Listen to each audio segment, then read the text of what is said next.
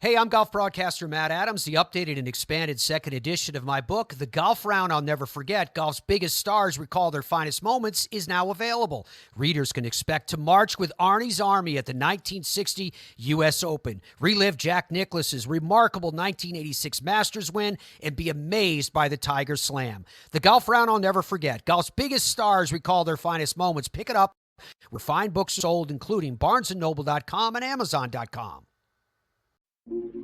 This Day in Sports History. And welcome back to This Day in Sports History, a member of the Sports History Podcast Network, your headquarters for the yesteryear of your favorite sports. Learn more at sportshistorynetwork.com.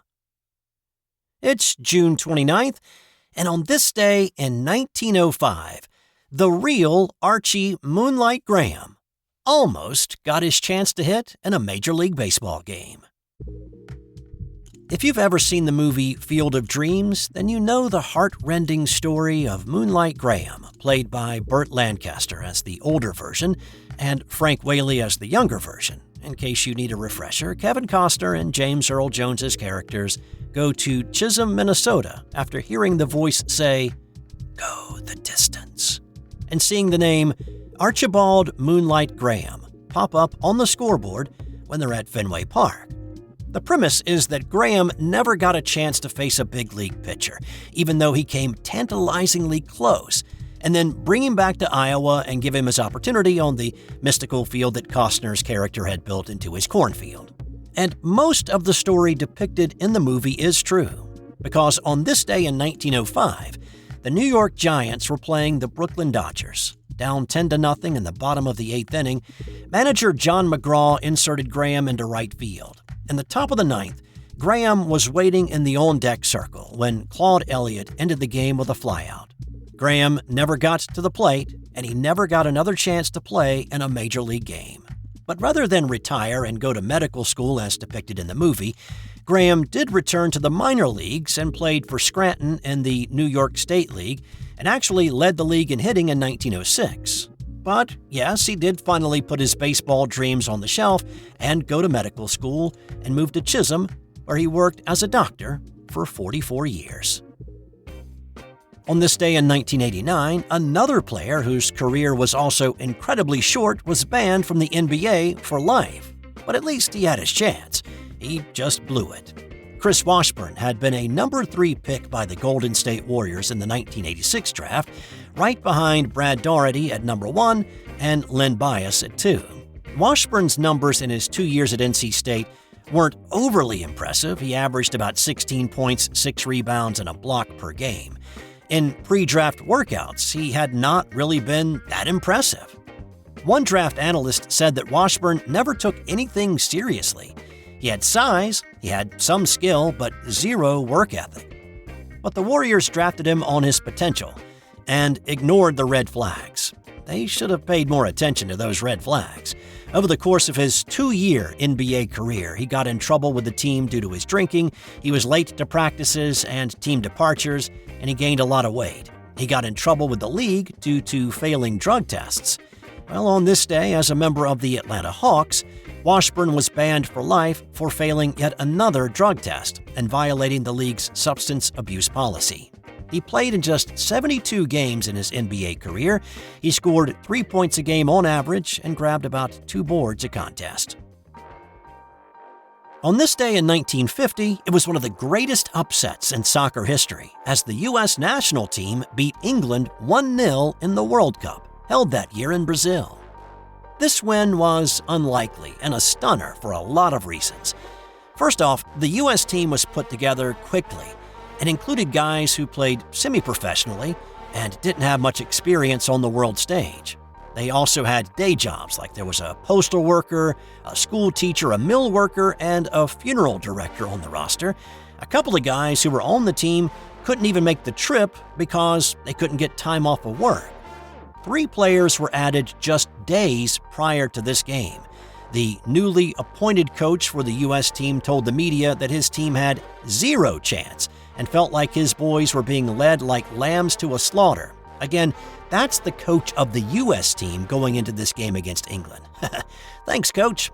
By contrast, England were the kings of football. They had recent wins over Italy and Portugal with a combined 14 goals for and none against. The English press suggested to make the game sporting, they should give the Yanks a 3-0 lead to start. Well, on the stat sheet, England won the battle, but the scoreboard told a completely different story. England dominated the action early. By the 12th minute, they already had 6 shots on goal. 1 had been deflected, 2 clanged off the woodwork, and 1 sailed just over it. The Americans didn't get their first shot until the 25th minute. But as American team member Walter Barr said later, to win 1-0, you only have to have 1 touch. It was Barr who was the catalyst for the goal. In the 37th minute, Barr took a shot from 25 yards out, and as the English goalie moved to parry it, Joe Gaetjens dove at it and deflected it with his head just enough to get it past the goalkeeper and sneak it across the goal line. Gaetjens, a Haitian immigrant, had been one of the 3 players added to the team at the last minute. The English picked up their attacking pressure, but despite lots of shots, could not find the back of the net. A shot by England in the second half was saved off the line by goalie Frank Borghi. The English protested that it was a goal, but the referee ruled it had not crossed the line completely. The 1-0 win by the U.S. team was seen as unbelievable in England, with some even believing the score must have been a typo. This was pool play. England could have advanced into the knockout round with a win over Spain in the next game, but they lost that one again 1-0. The U.S. team lost their next game to Chile and were done for the tournament as well. But the win over England made the trip a success. The U.S. would not qualify for another World Cup for 40 years, though. Now, for my listeners who are not soccer fans, here's a football footnote for you. Barr's 3 sons, Casey, Chris, and Matt, played soccer professionally in the North American Soccer League. Matt and Chris also played in the NFL. Matt had a 19-year career and won a Super Bowl ring with the Pittsburgh Steelers in 1980. Chris played 14 seasons in the NFL and won 2 Super Bowl rings with the Raiders. And another footnote to this story, and this is a sad one, Joe Gaetjens, who scored the game winner in the game against England, went back to Haiti after the World Cup. In July 1964, he was arrested by henchmen of ruthless dictator Papa-Doc Duvalier and was never seen again. And in 1990, 2 pitchers threw no-hitters in different cities. The 2 pitchers to throw no-nos on this day were Dave Stewart of the Oakland A's and LA Dodger Fernando Valenzuela. Stewart's game was earlier in the day as the Athletics were on the road in Toronto playing the Blue Jays. Stewart struck out 12, walked 3 in a 5-0 win. A diving stop by first baseman Mark McGwire preserved Stewart's first and only no-hitter of his career. Valenzuela was actually watching that game in the Dodgers clubhouse before taking the mound in his game. Stewart was a former Dodger teammate, and Fernando was rooting for him. After Stewart closed it out, Fernando turned around and announced to those with him that he felt like he was going to go out and throw one too.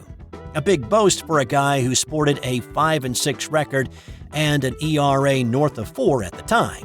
He was also coming off a loss to Cincinnati, where he gave up 8 earned runs in just 5 1/3 innings. But Valenzuela struck out 7 St. Louis Cardinals, and he walked 3 in a 6-0 win. He needed a little more glove work from those around him to keep the scoreline clean, but they did, and after second baseman Juan Samuel turned a double play to end the game, Fernando was mobbed by his teammates congratulating him on his first and only no-hitter of his career.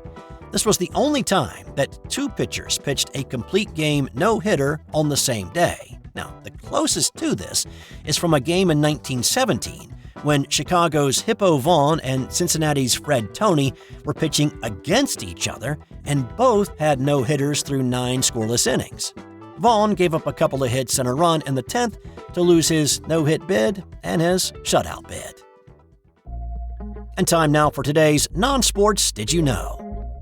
Think the plague was only a Middle Ages disease? Well, in 1924, there was an outbreak of pneumonic plague in Los Angeles that killed 30 people.